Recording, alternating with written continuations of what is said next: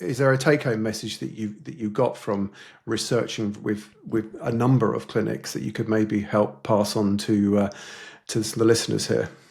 Yeah, 100%. So first of all, never rush into this. Like I said, I spent over 2 years, 24/7. I can guarantee vast majority of people not going to be spending this much, time and effort into research, which is fine, totally fine. I'm just, being obsessed about it. But definitely you need to understand why certain doctors are good or bad or average. It's very easy to fall into the trap if someone going to be saying, oh, go to this doctor, he's the best. Yeah, but why he's the best? You don't understand this. And then there's money involved, and it might not be the best for you as well. Different amount of hair loss, different hair caliber, different hair characteristics.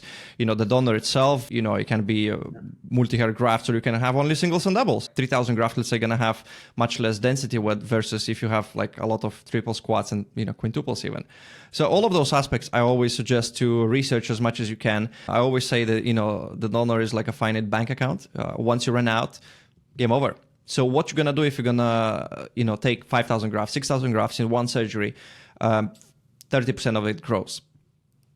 What you're gonna do? You left almost with nothing, and then God knows, maybe your donor was over harvested. There's nothing to kind of replenish to make it look better. So it's not about the money. No amount of money can bring back the hair. It sounds like you did things correctly, though. I mean, you're almost textbook when it comes to what you should do. Yeah, okay, you spent a lot of time researching, but I think that's a good thing.